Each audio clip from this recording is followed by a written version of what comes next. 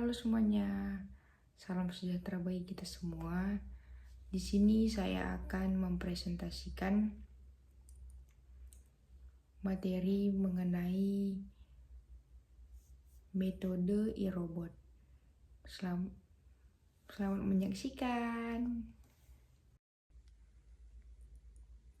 Pengertian metode iRobot. Ikhtisar metode iRobot adalah pendekatan pendidikan inovatif yang mengintegrasikan robotika dan kecerdasan buatan untuk meningkatkan pengalaman belajar. Prinsip inti, interaktivitas melibatkan siswa melalui pembelajaran langsung dengan robot. Personalisasi beradaptasi dengan gaya dan kecepatan belajar. Dengan kecepatan belajar individu, kolaborasi, mendorong kerja tim, dan pemecahan masalah di antara siswa.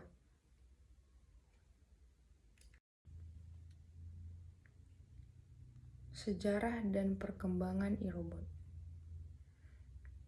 Pada awal tahun 2000-an, eksperimen awal dengan robotika di ruang kelas dimulai, menandai dimulainya pengintegrasikan teknologi ke dalam pendidikan. Sedangkan pada tahun 2010-an, pengembangan algoritma AI yang dirancang khusus untuk tujuan pendidikan meningkatkan kemampuan iRobot.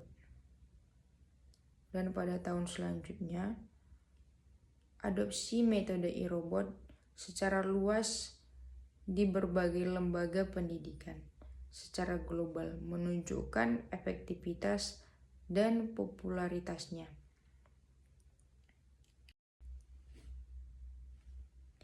Penerapan iRobot dalam pendidikan. Lingkungan pendidikan. Metode iRobot diterapkan di berbagai lingkungan pendidikan, dari sekolah dasar hingga universitas. Pendidikan STM meningkatkan pembelajaran di bidang sains, teknologi, teknik, dan matematika. Pendidikan khusus memberikan pengalaman belajar yang disesuaikan untuk siswa penyandang disabilitas.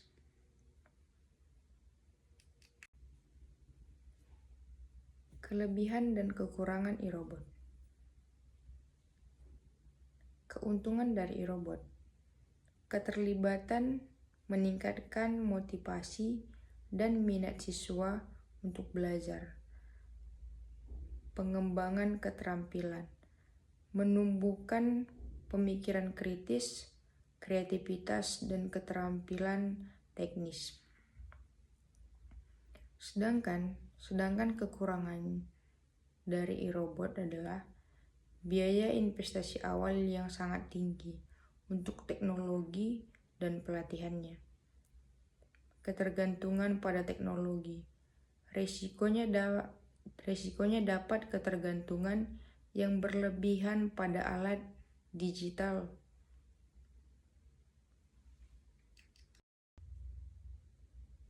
Robot dan teknologi digital.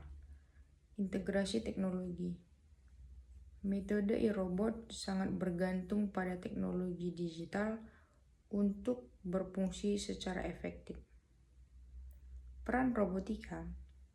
Robotika menyediakan alat fiksi untuk pembelajaran interaktif.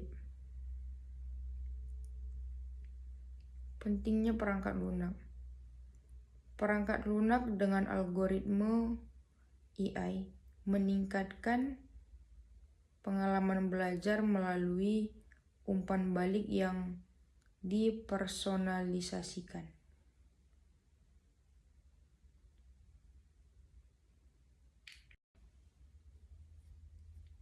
AI dalam metode e-robot. Peran kecerdasan buatan. AI memainkan peran penting dalam metode e-robot, memungkinkan pengalaman belajar adaptif. Implikasi untuk pembelajaran. Personalisasi menyesuaikan konten pendidikan untuk memenuhi kebutuhan masing-masing siswa. Umpan balik memberikan penilaian dan saran waktu nyata untuk perbaikan AI dalam metode e-robot.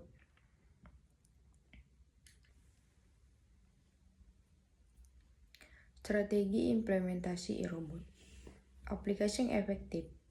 Menerapkan metode e-robot membutuhkan pendekatan strategis untuk memastikan keberhasilan.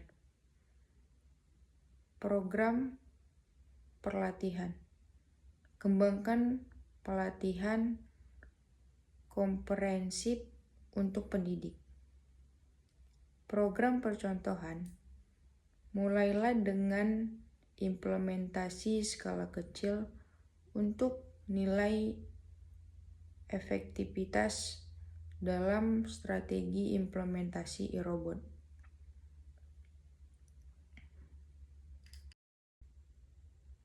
Studi kasus keberhasilan e-robot. Contoh keberhasilan. Beberapa lembaga pendidikan telah berhasil menerapkan metode e-robot. Studi kasus yang pertama yaitu Sekolah A. Sekolah A, peningkatan keterlibatan siswa dan peningkatan nilai ujian dalam mata pelajaran STEAM. Studi kasus yang kedua yaitu Universitas B. Universitas B, proyek kolaboratif yang ditingkatkan menggunakan robotika dalam kursus teknik. Evaluasi efektivitas e-robot. Metode penilaian mengevaluasi efektivitas metode e-robot melibatkan berbagai teknik penilaian. Kriteria evaluasi utama. Kinerja siswa, menganalisis peningkatan hasil akademik. Yang kedua, tingkat keterlibatan, mengukur minat dan partisipasi siswa dalam kegiatan. Masa depan e-robot. Perkembangan spekulatif masa depan metode e-robot terlihat menjanjikan dengan potensi kemajuan di cakrawala. Seperti yang kita lihat, robotika ataupun dunia robot di masa sekarang ini sangatlah berkembang. Contohnya seperti banyaknya seperti aplikasi AI atau seperti peningkatan integritas AI. Alat AI yang lebih canggih untuk pembelajaran yang dipersonalisasi. Yang kedua, adopsi yang lebih luas. Ekspansi ke lebih banyak pengaturan pendidikan di seluruh dunia. Jenis-jenis robot pada metode e-robot yang dapat digunakan di masa depan. Berbagai jenis robot, yaitu seperti robot industri. Robot industri dapat digunakan dalam jalur manufaktur dan perakitan. Yang kedua, robot layanan. Robot layanan dapat membantu manusia dalam tugas-tugas seperti membersihkan dan mengirimkan. Yang ketiga, robot eksplorasi yang dirancang untuk mengeksplorasi luar angkasa dan atau di dalam air. Kurangnya pemahaman. Masalah kesadaran, banyak pendidikan dan pemangku kepentingan memiliki pemahaman yang terbatas tentang metode robot, yaitu seperti resistensi terhadap adopsi. Kesalahpahaman dapat menghambat penerapan metode pengajaran yang inovatif. Dan kebutuhan akan pendidikan juga meningkatkan kesadaran dan pelatihan sangat penting untuk integrasi yang sukses untuk kedepannya. Infrastruktur yang terbatas. Tantangan infrastruktur, efektivitas metode e-robot dapat terhambat oleh infrastruktur yang tidak memadai karena akses teknologi sangat terbatas ke teknologi yang diperlukan di beberapa sekolah. Karena seperti sekolah pada zaman sekarang juga sudah banyak menggunakan komputer. Dan yang kedua, sistem pendukung. Kebutuhan akan dukungan teknis dan pemeliharaan yang kuat supaya mereka juga dapat terjamin dalam belajar tentang teknologi.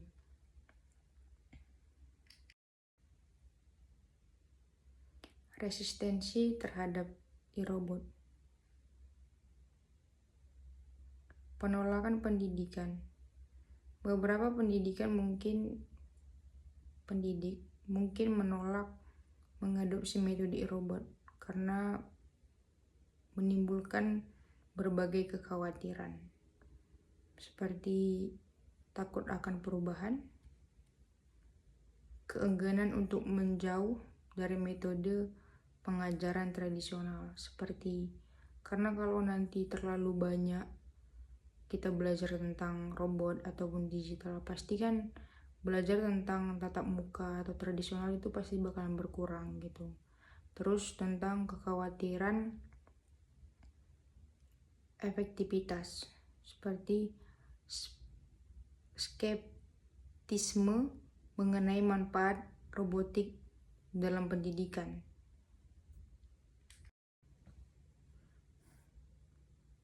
Pembelajaran yang dipersonalisasi.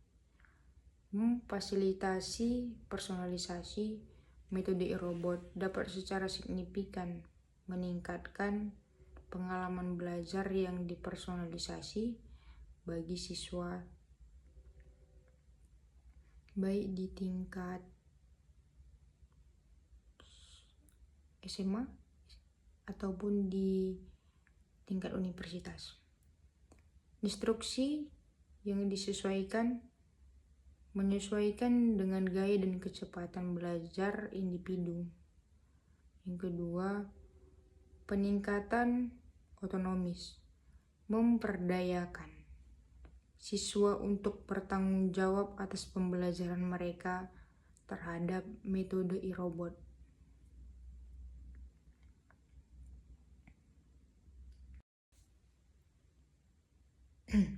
Interaksi dengan kurikulum.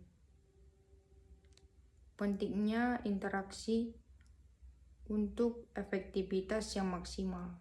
Metode e-robot harus diintegrasikan dengan kurikulum yang ada. Kayak penyelarasan kurikulum. Pastikan bahwa kegiatan robotika dan AI selaras dengan tujuan pembelajaran mereka tentang apa. Yang kedua, perencanaan kolaboratif. Libatkan pendidikan dalam proses perencanaan untuk menciptakan pengalaman belajar yang kohesif. Ketergantungan pada teknologi. Implementasi ketergantungan. Sementara Teknologi meningkatkan pembelajaran. Ketergantungan yang berlebihan dapat menimbulkan tantangan, yaitu ketergantungan terhadap teknologi itu juga dapat memberikan pengaruh buruk terhadap pelajar-pelajar, seperti berkurangnya minat belajar mereka karena terlalu bergantung pada teknologi, yaitu seperti gadget, handphone, sosial media. Terus kita juga perlu keseimbangan. Perlu menjaga keseimbangan antara penggunaan teknologi dan metode pembelajaran tradisional. Jadi jangan hanya belajar melalui teknologi seperti Google atau apapun itu. Kita juga perlu belajar ataupun membaca buku ataupun media-media tradisional lainnya. Biaya implementasi tinggi. Tantangan keuangan. Implikasi finansial dari penerapan metode e-robot bisa sangat signifikan. Perencanaan anggaran. Kembangkan anggaran yang jelas yang menguraikan semua pengeluaran yang diperlukan. Yang kedua, contohnya seperti peluang pendanaan. Cari hibah dan kemitraan yang bisa membantu untuk mengurangi implementasi yang dibutuhkan, atau bisa dibilang bisa dapat mengurangi biaya implementasi yang sangat tinggi. Kurangnya pelatihan. Kesenjangan pelatihan, hambatan signifikan untuk penggunaan metode e-robot. Yang efektif adalah kurangnya pelatihan untuk pendidikan. Seperti kita itu juga harus mendidik anak muda zaman sekarang dalam metode e-robot, dalam perkembangan zaman teknologi. Implementasi yang tidak efektif tanpa pelatihan yang tepat. Pendidik mungkin kesulitan untuk memanfaatkan metode tersebut secara efektif.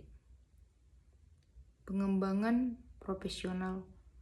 Peluang pelatihan berkelanjutan sangat penting untuk kesuksesan anak muda zaman sekarang. Apalagi dengan semakin berkembangnya media teknologi sekarang. Kesalahan algoritma AI. Potensi kesalahan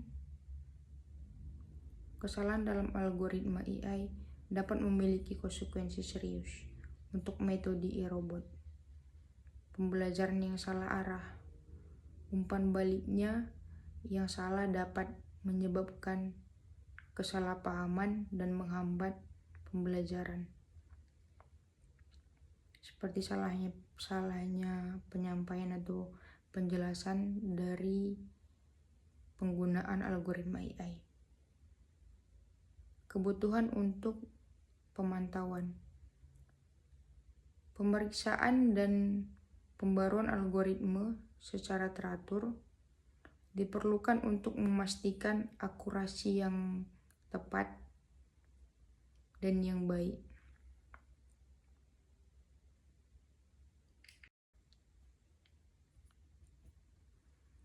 Kurangnya penelitian empiris. Kesenjangan penelitian. Ada kebutuhan untuk penelitian yang lebih empiris untuk mendukung efektivitas metode e-robot. Praktik berbasis bukti. Penelitian dapat memberikan wawasan tentang praktik terbaik dan area untuk perbaikan.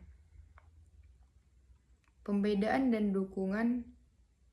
Bukti empiris dapat membantu mengamankan pendanaan dan dukungan institusional.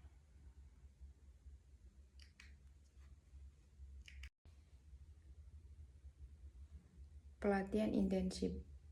Kebutuhan akan program pelatihan. Program pelatihan intensif sangat penting bagi pendidik untuk menerapkan metode robot secara efektif. Seperti pengalaman langsung. Pengalaman langsung dapat memberikan pelatihan praktis dengan alat robotika dan AI. Dukungan berkelanjutan. Menetapkan program bimbingan untuk pembelajaran berkelanjutan. Peningkatan infrastruktur. Kebutuhan untuk meningkatkan infrastruktur sangat penting untuk mendukung metode robot dalam pendidikan. Akses teknologi. Pastikan semua siswa memiliki akses teknologi yang diperlukan. Layanan dukungan. Kembangkan sistem dukungan teknis yang kuat untuk pendidikan agar mereka dapat lebih mudah mengakses teknologi dalam bidang pendidikan. Pendekatan terhadap robot. Strategis implementasi. Pendekatan terhadap robot dapat memfasilitasi implementasi metode robot yang efektif. Program percontohan. Mulailah dengan uji coba skala kecil untuk menilai efektivitas. Ekspansi bertahap. Perluas program secara bertahap berdasarkan umpan balik dan hasil yang baik.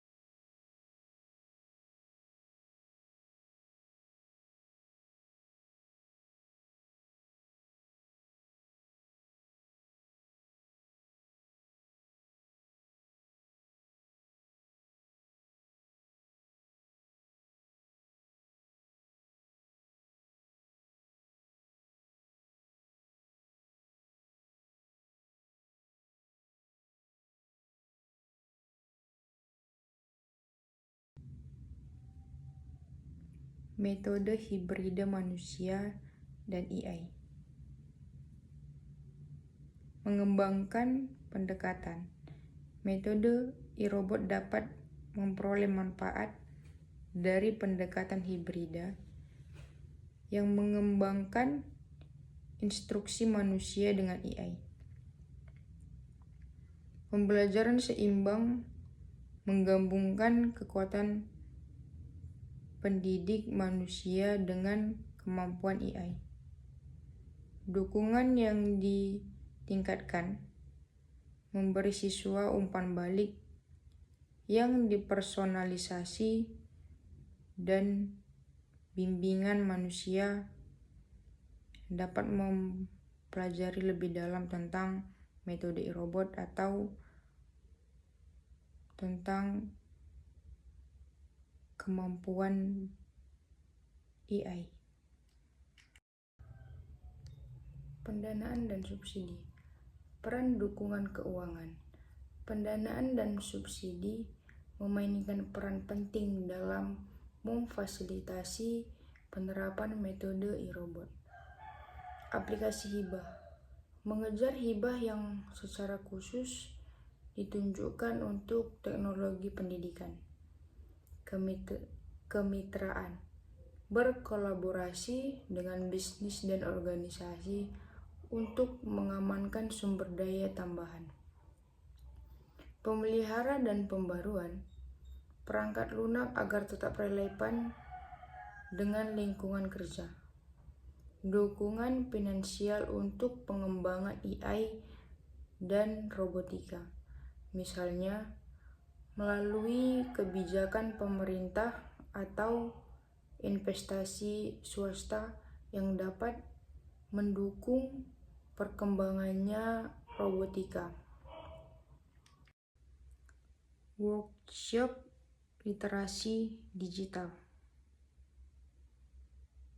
Lokakarya yang diusulkan. Lokakarya yang berfokus pada literasi digital dapat mendukung pendidik dalam menggunakan metode e-robot secara efektif.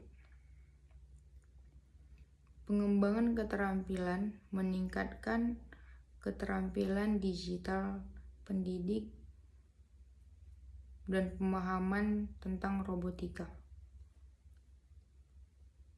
Berbagai sumber daya menyediakan platform untuk berbagai praktik dan pengalaman terbaik mereka tentang belajar e-robot.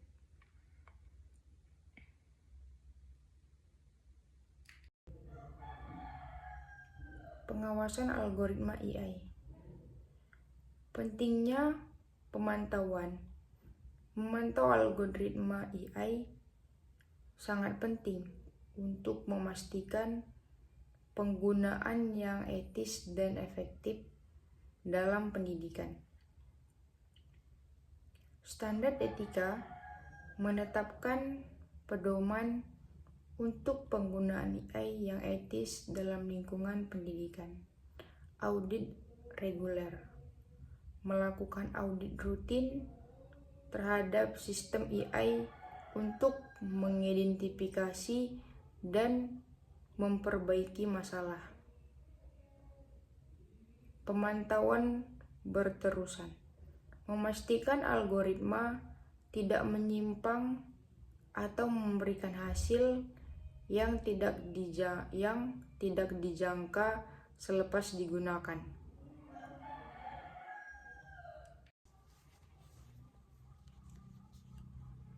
Penelitian dan publikasi e-robot.